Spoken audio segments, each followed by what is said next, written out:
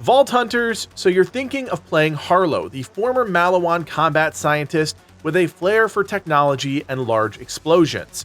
It's a good choice if you want skill diversity that's as interesting as it is unique, designed for solo or team play. My name is Kodiak, this is Legacy Gaming, and this is why you want to play Harlowe in Borderlands 4. Harlowe is all about technology and understanding how things work, and as such, she has a wide range of gadgets that she brings to a fight that ultimately determine her playstyle. She is one of, if not the most flexible Vault Hunter of the lot, because her active abilities hit across all points on the spectrum, which is why she's great as a member of a co-op group. Don't let that fool you though, she has some wild build potential that makes her an absolute killer. Her trait, Entanglement, is essential to understanding how to build out her character because it has such a broad impact during a battle. Entanglement affects enemies whenever they're hit by any of Harlowe's active abilities. While entangled, those enemies share a portion of the gun damage and skill damage with other entangled enemies. Think of this as a chaining effect that also acts as a damage amp. Your goal should be to hit as many enemies as you can with your action skills. The more you hit, the more damage you do across the entire group of entangled foes. Harlowe has 3 action skills, and like I mentioned before, they all fall along a spectrum of skills that change how Harlowe functions individually and as a member of a group. CHROMA Accelerator is easily the most flashy action skill. When used, she fires out an unstable energy pocket which travels in a straight line, passing through enemies, dealing cryo damage to any hit. When activated again, or if it comes into contact with a floor or wall, the unstable energy pocket explodes, dealing radiation damage. Of Harlowe's 3 abilities, this one has the most versatility because of its range. You have a ton of control over where you shoot the orb, when to explode it, and ultimately how many enemies you hit with the explosion, which is incredibly powerful when paired with the right augment and capstone. As you level up, you'll see that almost every one of the augments is directly increasing the pure output of this ability. That's because CHROMA Accelerator is the most offensive forward action skill that Harlowe has. Something like Neutron Capture has more interplay with Harlowe's actual weapons, increasing your gun damage based on how many enemies you hit with the skill, but other augments such as Containment Breach are about maximizing the ability's damage. As far as capstones go, we see that trend continue with 3 very unique options that drastically change the nature of the skill.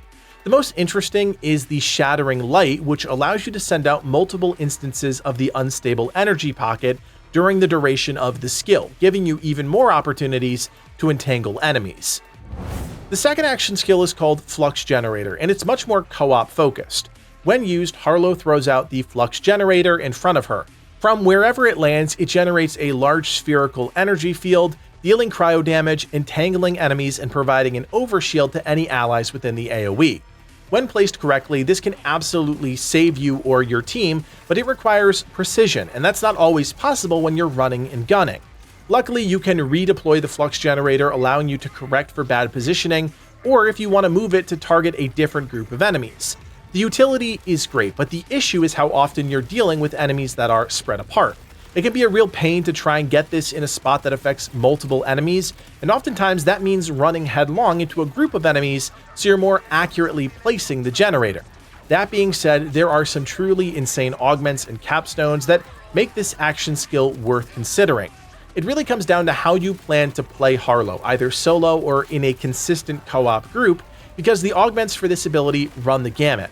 Augments like Coronal Mass Ejection, Unified Theory, and Nuclear Winter all tie into a multiplayer experience, increasing the potency of their effects depending on how many allies are within the radius of the generator.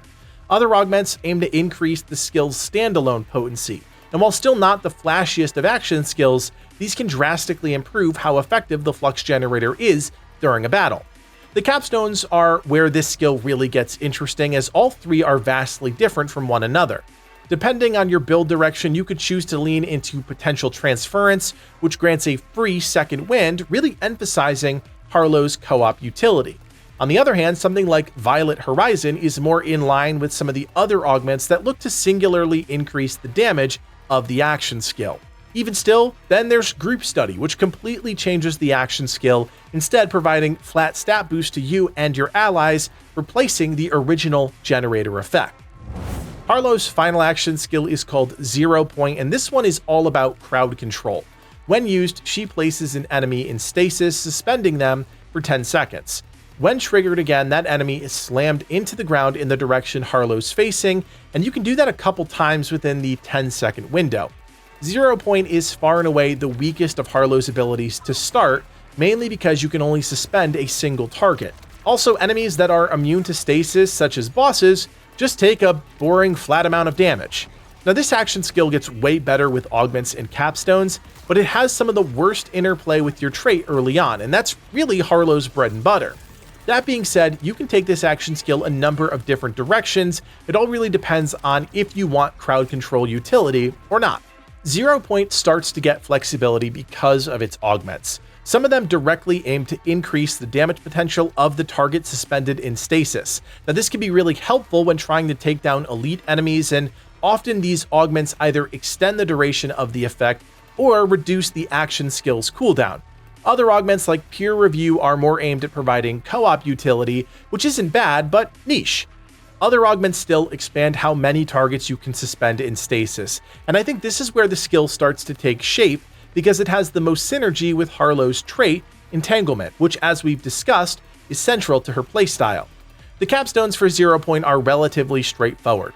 2 of them directly increase the damage of the skill by weaving in different variables without changing the nature of how the skill works.